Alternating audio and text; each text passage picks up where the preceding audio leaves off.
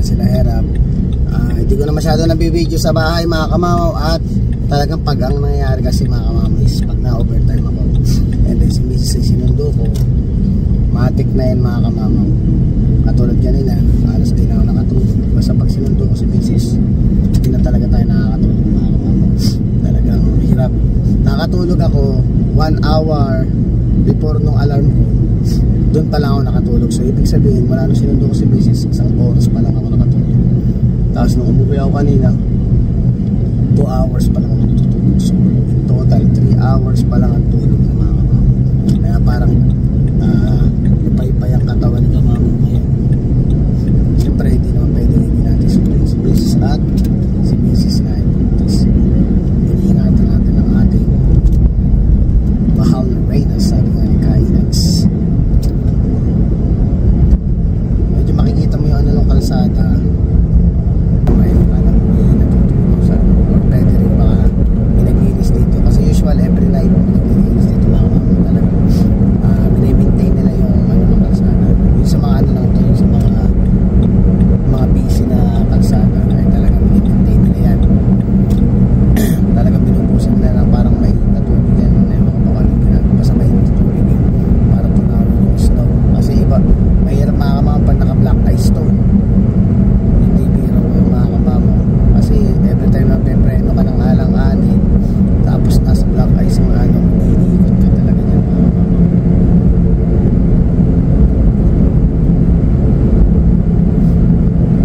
Gusto yun man nating mamasyal or maglalakad-lakad tayo sa labas mga kamamaw, lalabas ka pa lang ng pintuan ay nanginginig ka na. Paano ka pa lalabas mga kamamaw?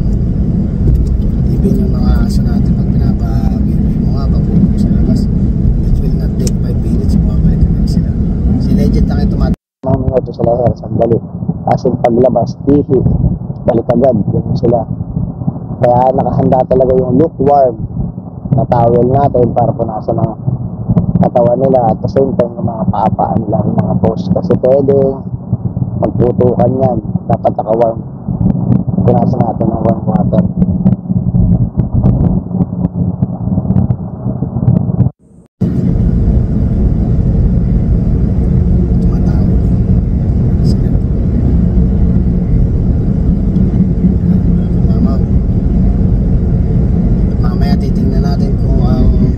Diskarte ko na lang pala mga kamamaw, hindi kasi ako nagdala ng saksakan doon sa loob. Pwede may saksak yung sasakyan mo. Nasa ibaba pa kasi di pa ako nakababa. Tulid na, hindi tayo nakapag-tulid. Hindi na ako may sabaw na kami. Mamaya gagawin natin every time na nag-break tayo, di ba nilang malakas sa gasolina, start tayo ng start ng sasakyan. Para mamaya hindi siya parang bubulak-bulak. Ganun talaga mga kamamaw, kala ko di ako makakauwi. Yung mga katrabaho natin is 2:30 o 3:30 pa magsisiuwi lahat. Oras ba mo ito? O 2:30 o kapon, 3:30 to 4:30 pa uwi yung mga nag-overtime. Sino yung hihingang ko ng tulong doon para i-start yung sasakyan natin? Buti na lang nakuha sa dasal habang hindi natin ko talaga na sana i-start. Minsan mga kamamag, ganun gagawin natin. Yun ang mali ko sa minsan pag magawa tayo ng vlog, hindi ko napapakita sa inyo. Kasi nangyayari kasi minsan pag gano'n, kaya minsan nakakwento ko na lang, na-share ko lang. Isa kasi nakapokus na lang ako muna doon bago ko i-vlog, para at least ayoko rin naman na vlog ako ng vlog tapos yung sarili ko hindi ko maayos kung anong meron doon sa ano natin. Pero next time i-ano ko na lang, i-record ko na lang. Kung di man ako masyadong magsalita, makikita nyo na lang kung ano yung sitwasyon natin pag gano'n. May mga times na gano'n na nangyayari, para nare-record natin, nakikita nyo na talagang minsan hirap yung ano yung sasakyan. Kaya iba pa rin mga kamamaw pag bago yung sasakyan mo. Pag bago yung sasakyan mo, wala kang problema sa start, wala kang problema sa sobrang lamig, hindi bibigay basta-basta yung makina na, kasi nga ba yun ang kagandaan naman sa bago. Kaso nga lang syempre mahirap din kasi din mga kamamaw, lalo na pag nandito ka at marami ka din kumbaga ba responsibilidad, mahirap din pagsabay-sabayin. Pero gaya nga ng sinabi ko sa mga kamamaw, mas maganda kung bago, hindi ka, yun naman ang problema, wala, yun naman ang hindi problema doon. Hindi ka problema na iisipin mo pa yung sasakyan mo everyday na part lang ng matagal. Inisip mo pa paano i-start or something gano'n. Hindi ka tulad ng dating ng bago nung may Honda tayo dati. No, SUV tayong Honda Pilot. Chill lang ako kasi anytime na pinutin ko lang yung remote start, i-start agad yun.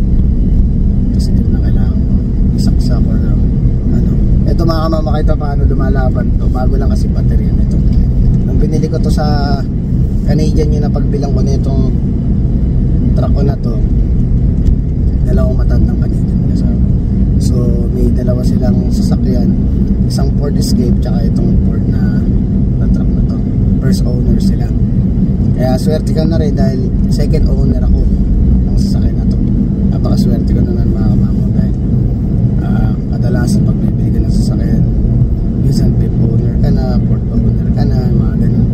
Ngayon second owner lang dito kayo maganda. Tapos magkano ba ang price nito? Kwento ko na rin, share ko na rin sa inyo. 12,500 Canadian dollar ang price ng truck na to. So nabili ko lang siya ng 9,000. So 8,500 ko binili dun sa Canadian na matanda kasi parang na-explain natin na medyo kakadating lang ni Mrs. Medyo mo naman, nagbabawi pa tayo sa kung ano yung mga gas natin. Kailangan na natin ng sasakyan niya dahil hindi rin biro ang mag-commute. So siguro mababait ang puti, sobrang mababait kung bibili ka ng mga gamit na parang second hand o nagamit na ang bumili ka sa puti. Ito, wag ma-open yung mga Pinoy sa Pinoy, pag ang Pinoy ang nagbenta, nako, pag binili nila, ano to real talk to pero wag kayong sasama ang loob. Totoo lang ang sinasabi natin. Ang Pinoy, pag binilan mo ng gamit, like for example, binili nila ng 8,000, 2 years na nila ginagamit, bebenta na lang minsan, may mga pero meron pa rin ibang mababa magbenta, pero meron kalimitan talaga ng Pinoy. Ang benta nila, kaya 8,000 nila nabili, tapos 2 years na nila nagamit, minsan 8,000 pa nila binibenta, minsan mababa na yung 7,500. Ganun magbenta yung mga Pinoy. Hindi katulad ng Canadian, pag nagbenta, hindi katulad ng Canadian, pag nagbenta is talagang minsan 30% off na, 40% off, ganun kababa yung way of nila selling ng mga gamit nila kaysa sa mga ibang lahi. Tsaka lalo pag puti, yung mga medyo matatanda na para mga nakaretiro na, yan, maiingat sa gamit yan. Ito talagang sasakay na to, pag binuksan mo siya, may mga date talaga kung kailan pinalitan to, may mga gamit ba. Kaya ito ang target natin next year. Ang papalitan ko dito is parang timing belt ata ang nito parang timing belt niya, papalitan ko na. Kahit pwede pa naman, pero gusto ko palitan ko na ng bagong hanggat maaari. Agapan na lang natin lahat. Yan. Ilan naman ang papalitan dito other than that. Ang baterya, bago pa to, 1 month pa, wala pang 1 taon ng battery na itong sasakyan na to.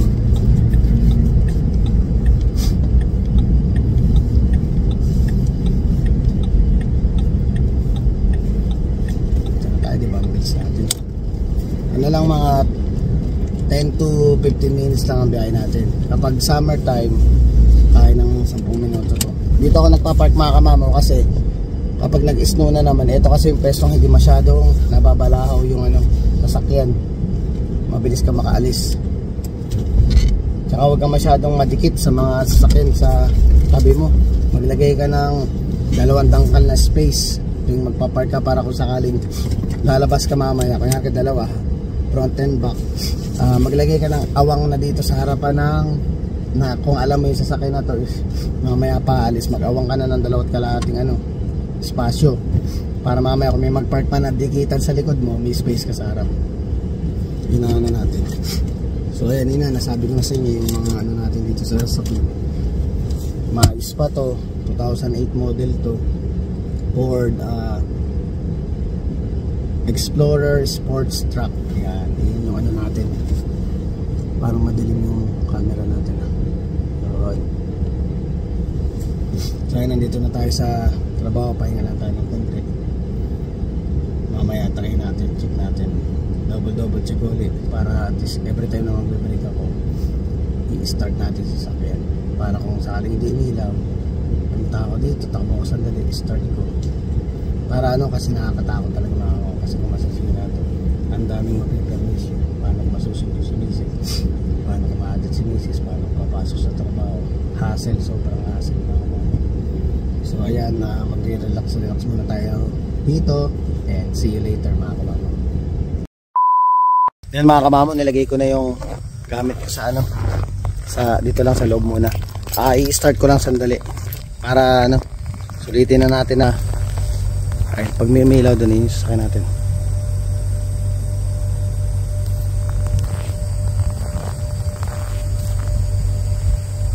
Ayan, musok. Tingnan natin kung musok.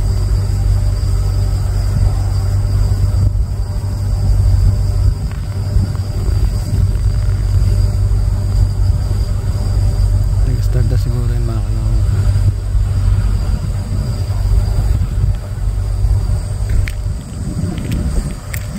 Hindi natin na ano yung ano eh. Yung ilaw hindi natin kita kasi maliwanag pa. Grabe yung aslang. Saan ganda ng camera mga, nakita mo pag sinusum, maano pa rin siya, maliwanag pa rin. Grabe, sobrang lamig. Maaga pa, meron pang 15 minutes, magkakape na lang muna ako. Yan mga mama, break time natin. At i-start ko na yung sasakyan para siguradong ano. Dinala ko na rin itong stick, yung stick natin. Kung ilaw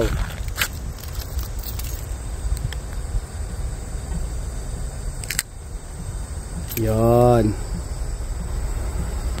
may ilaw, okay siya. So ibig sabihin nag-start yan.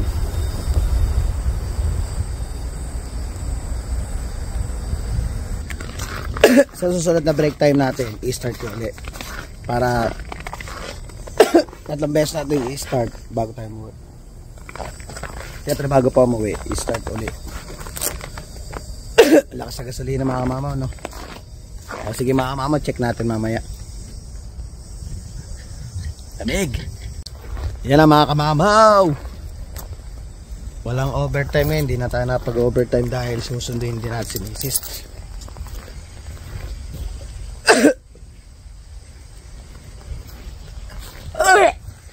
Nahirapan ako magsalita, pero sa inyo gusto, pero para sa inyo mga kamamaw, nagsasalita ako dito sa labas. Hey, malamig. Ayun, nag-start na yung sasakyan kasi ginagawa ko, gada brake ko, ini-start ko. Sorry mga kamamaw ko na ano ako, pasensya na po. Lakad na, buti na lang nag-start yung sasakyan natin. Yun, damon tayo sa Burger King at nagugutom daw si Mrs.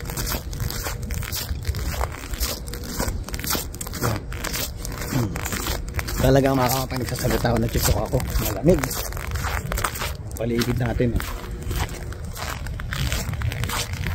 12 o'clock, napaganas ang oras yung uwi natin dahil umaga tayo pumasok. Ayun si Sam, uwi na. Mga yayamanin ng mga sasakyan na mga kasama natin ha.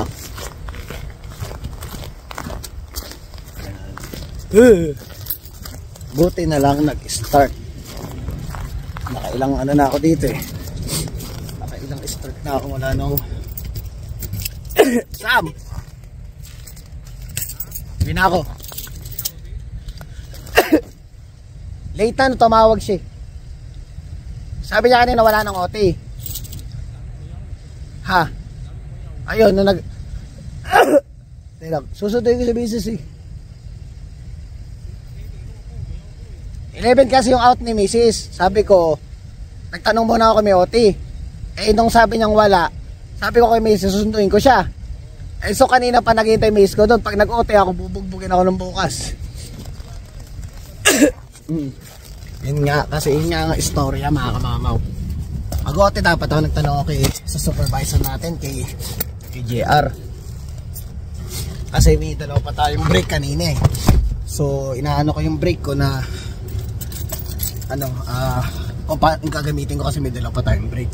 Bala ko magbe-brake ako kanina ng 10 dahil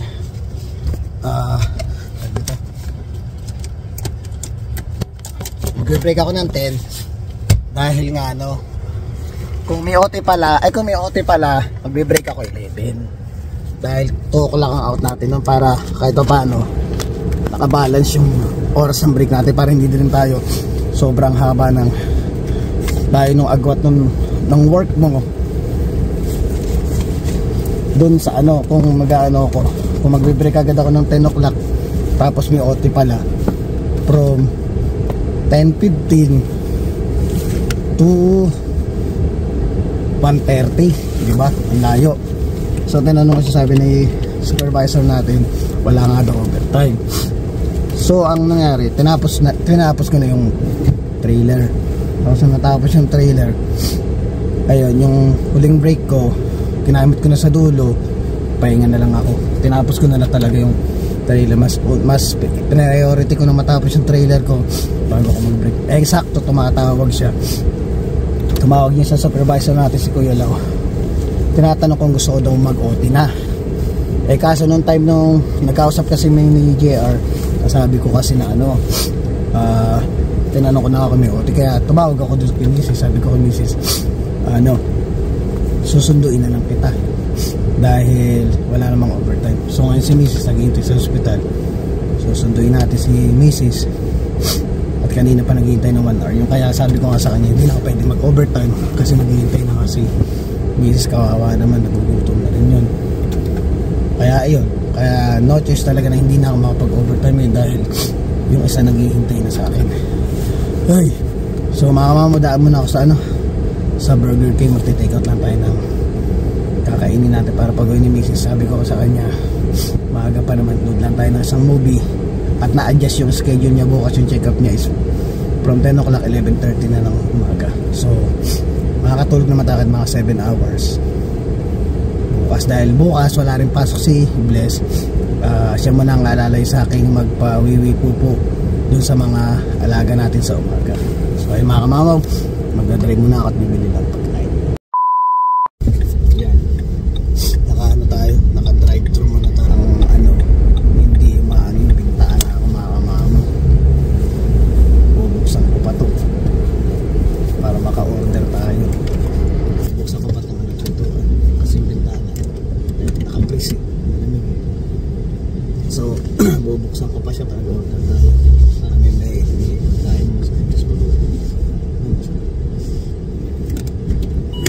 Hello. Malapit tayo natin. Hello. Lamig pa naman mga kamama. Hi, what can I get for you? Hi, can I have a Bacon King? Sorry? Bacon King, just a sandwich. Which sandwich, sir? Come again? Nuggets? No, Bacon King, just the sandwich. Okay, okay. Bacon king, sorry. Yeah, it's okay. And then one garlic roasted Whopper. Roasted garlic Whopper. Just give me the second. I will just wake up the song.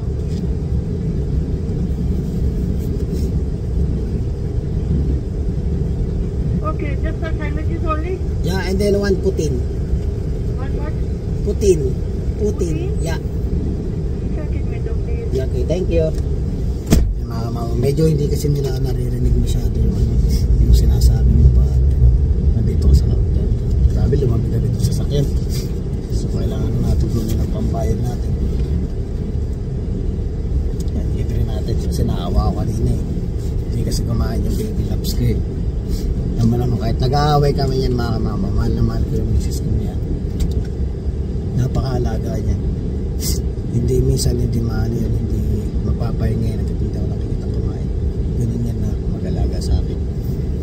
Pero syempre part ng mag-asawa, tatalo talaga. Kung bagatalo ka na lang naman, away pati lang ka na. Lalo pa buntis ngayon yan. Medyo sensitive ang mga buntis. Minsan nga pag pinagtitrip, pag minsan nagtitrip ako, para bang trip lang, binibiro ko lang, napapaiyak ko pa nga minsan. Pero way up ako yung lambing ko sa kanya. Lagi ko lang sinasabi sa kanya.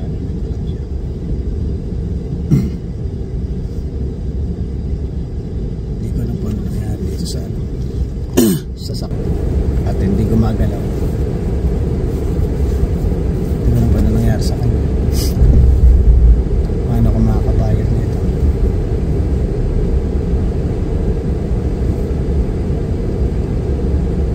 Siya maalis. Paano natin makukuha yung order natin? Hindi siya gumagalaw.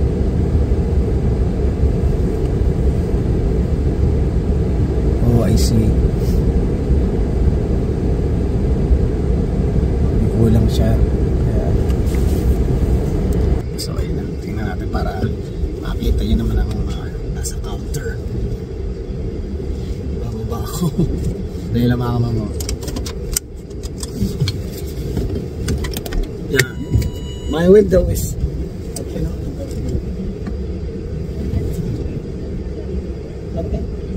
Okay. Oh, ayun. So medyo delay ng konti. Kaya naghihintay yung truck dun sa ano, sa gilid. Kaya natin.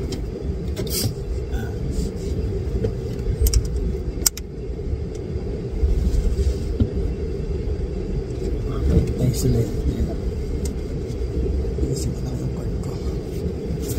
Oh, dahil lang. Oh. Thank you, my friend. Have a good day. Yan. Maganda na, Burger King. Ang Burger King na hindi madalang kumatikman sa Pilipinas. Eh pala, para sa mga nandiyan sa Pilipinas, mas mura po ang Burger King dito kaysa sa Pinas. Ang mahal dito sa Canada is yung McDonald's. Kumbaga mas premium ang price ng ano, McDonald's dito kaysa sa Burger King. Burger King ang parang ano, pangmasa ng ano, ng Canada. Mas murang presyo ng Burger King. Sa Pilipinas, pag nag-Burger King ka, big time ka. Dahil medyo mahal ang Burger King. Paborito ko pa naman sa Pilipinas yung ano, mushroom Swiss burger. Yan. Ilagay natin sa harapan ng ano, yung camera. Huwag na tayo dito.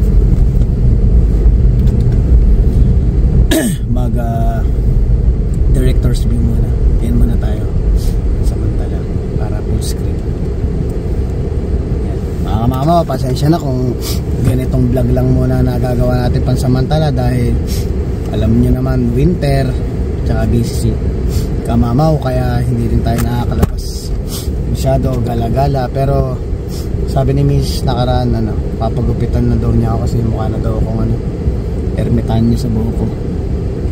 Yun pa dito, pag nandito ko sa Canada, minsan wala nang supply. Sa Pilipinas, pag lumabas ka, kailangan bago ligo ka, lalo pag pupunta ka sa mall, dapat nakaligo ka bago pumunta ng mall. Dahil never ko na-experience na pumunta ako sa mall na naghilamos lang ako at hindi ako naligo. Dito wala, kahit walang liguan, kahit walang hilamos, punta ka sa mall, walang makikialam sa'yo, walang papansin sa itsura mo. Sa Pilipinas, dapat talaga postura ka.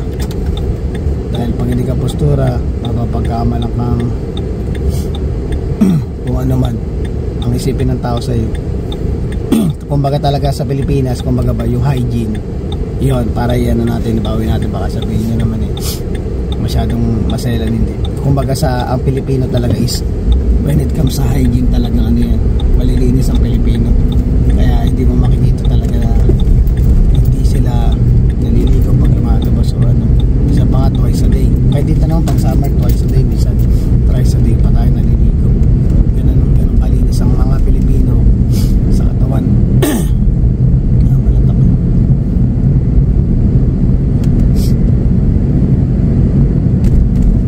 Hindi mga kamamaw at magta-drive muna ako at susundin ko pa sa misis. Yan mga kamamaw, dito na tayo sa bahay. Siyempre kasama natin yung mga makukulit. Shopee, tara ito. Shopee, may naghahanap sa'yo dito. Pakita ka. Chop na si Sarah. Nandun pa sa Sarah. Ay, si Chop Chop oh. Ang laki na ni Chop Chop eh oh. Si Chop Chop. Aba, ito talaga lang makulit na pala, sampa lang.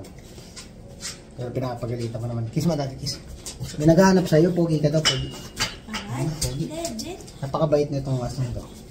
So, ang ganda ng balahibo niya mga kamama mo. Mas light ng konti. Oh, ano. Oh my God. Ang champo. Ayun na, tumatawag na yung isa. Yung dalawa lang ang tatay mo. Bilis lumaki. Bilis lumaki, oh. Pogi naman ni Chap-Chap, oh. Eh, mga kamama, hanggang dito na lang ang vlog natin, ha. Kakain na muna kami. Pinakita ko rin sa inyo yung mga kamamaw natin. No. Madadagan lang si mama. Please don't forget to like, share, subscribe, and hit the notification bell for more updates of my video. See you mga kamamaw. Paksok static mga kamamaw.